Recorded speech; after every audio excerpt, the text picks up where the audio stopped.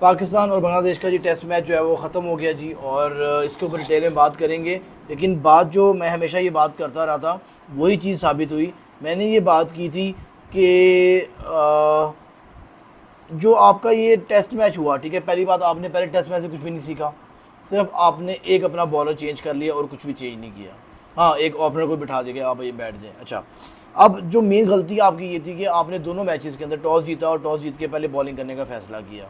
यानी कि आप इतने अक्लमंद है, सॉरी ओहो अक्लमंद है, आप कह लें कि अक्लमंद इतने हैं कि आपने कहा यार पाकिस्तान और ये एशियन कंडीशंस है, हम इतने बड़े तीस मान खां हैं कि हम चौथे पाँचवें दिन जो है वो अपनी बैटिंग वगैरह करेंगे और मैच जीत जाएंगे।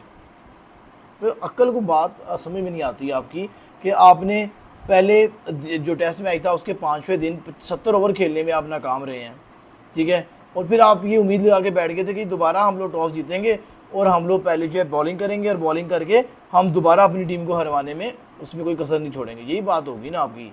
तो अब आपने क्या किया, आपने सिंपली वही डिसीजन लिया जो कि लेना बनता नहीं था। आपने ग्रीन विकेट देखी, आप कहने का वो हो ये तो हमसे ना हो पाएगा, हम तो नहीं कुछ कर पाएंगे।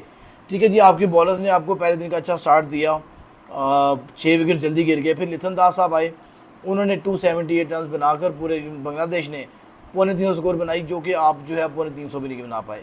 देखिए ये जो सीरीज़ थी इसमें पाकिस्तान जीतना डिजर्व ही नहीं करता था। दो रीजंस थे। पहली बात, आपकी पूरी डिसीजन मेकिंग, उसमें टॉस भी आ जाता है, उसमें रिव्यू ना लेना, उसके बाद फील्डिंग की प्लेसमेंट सही ना करना और अपने बॉलर्स को राइट टाइम पे यूटिलाइज ना करना, ये सारा डिसीजन मेकिंग के अंदर आ जाता है।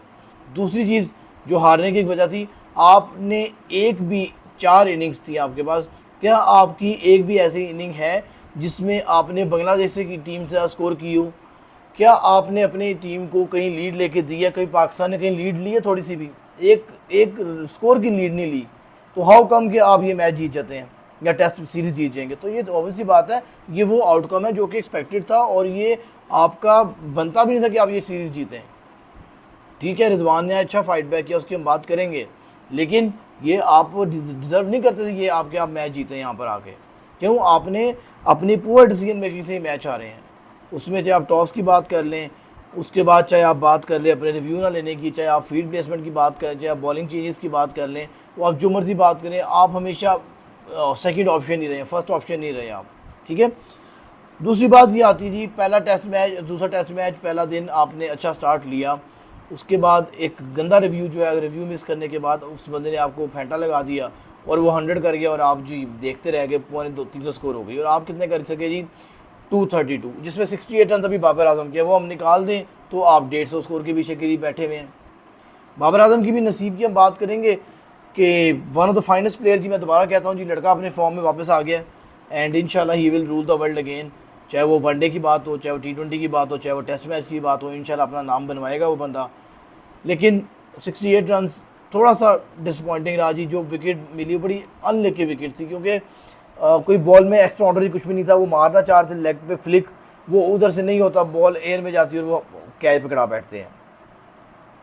अच्छी इनिंग्स थी वो, मुझे लग रहा था कि 100 आज बाबर करके जाएगा दोनों इनिंग्स में, चाहे 47 की इनिंग देख लें चाहे 68 की देख लें, बाबर वाज इन टच। ठीक है, ये डिफरेंट बाबर आजम नज़र आया।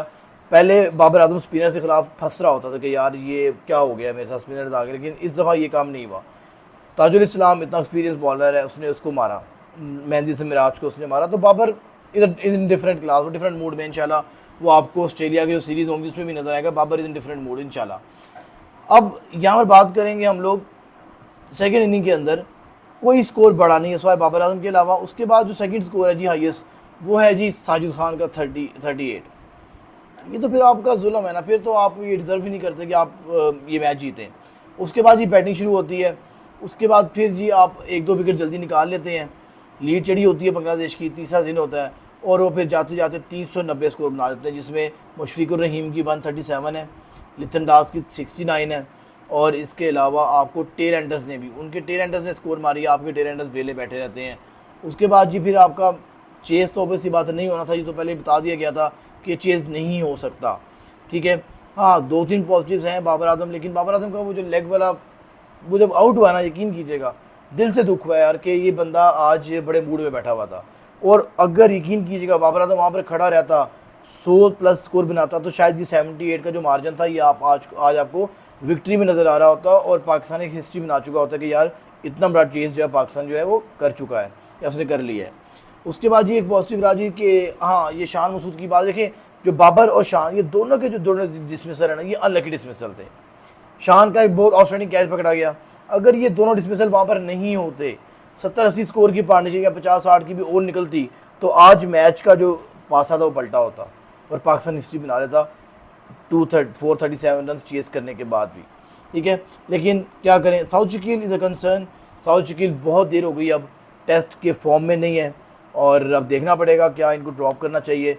और दूसरा मेरा एक ऑप्शन होगा, ओपिनियन सॉरी मेरा ये, कि आप सलमान अली आगा को कैप्टनसी दे दें टेस्ट मैच की, वो बेहतर ऑप्शन है as compare to Shan Masood.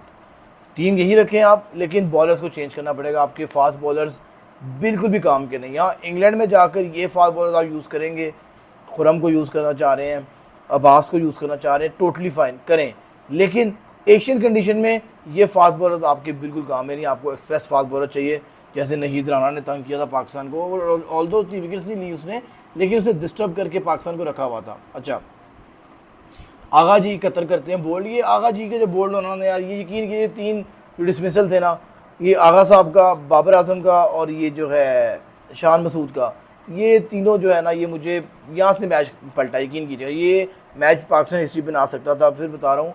लेकिन ये 3 जो डिसमिसल है वहाँ से थोड़ा दिल ख़राब हुआ।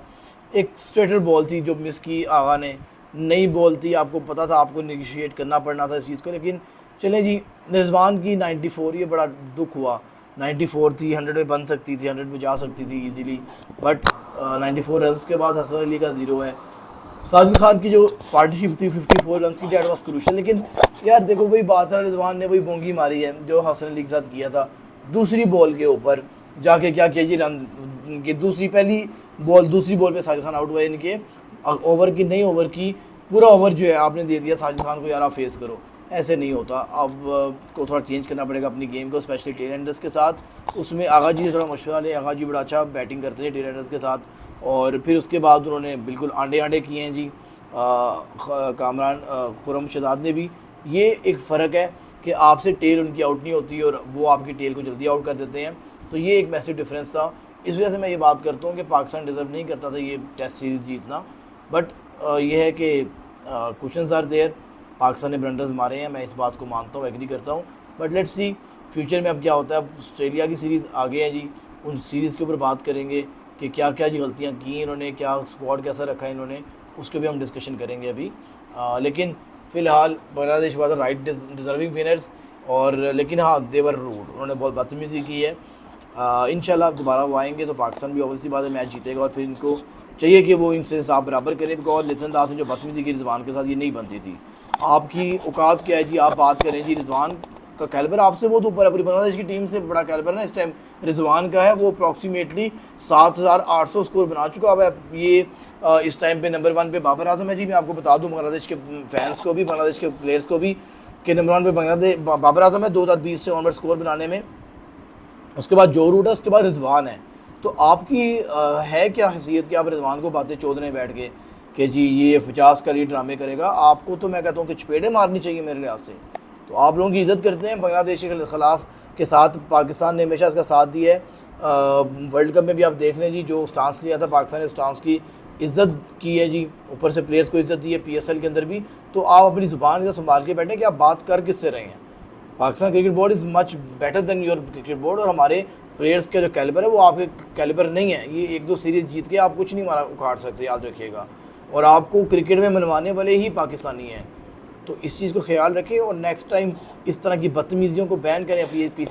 BCB को चाहिए कि वो इनके खिलाफ एक्शन ले, लिथन दास के खिलाफ जो बकवास कर रहा ड्रामे करेगा, या आपकी मामा जी के घर नहीं बैठा हुआ कि वो ड्रामे करने लग पड़ेगा। प्रोफेशनलिज्म में बैठे हैं तो प्रोफेशनल रहे, हम लोग भी बड़ी ज़ुबान जवाब दे सकते हैं आपको। आपकी औकात ही क्या है हमारे प्लेयर्स के आगे? सिंपल सी बात है, आप तो बोने हैं, वो छोटे अभी। आपके क्या रिकॉर्ड है? आपने तो मैं कहता हूँ कि पूरी ज़िंदगी आप निकाल लें, पूरी बांग्लादेश की सीरीज़, वो पूरी क्रिकेट निकाल लें। हमारे बाबर आजम अकेले का मुकाबला नहीं करते। रिजवान की तो बात आप गलत बात करें, रिजवान का तो कैलिबर डिफरेंट है हमारे लिए।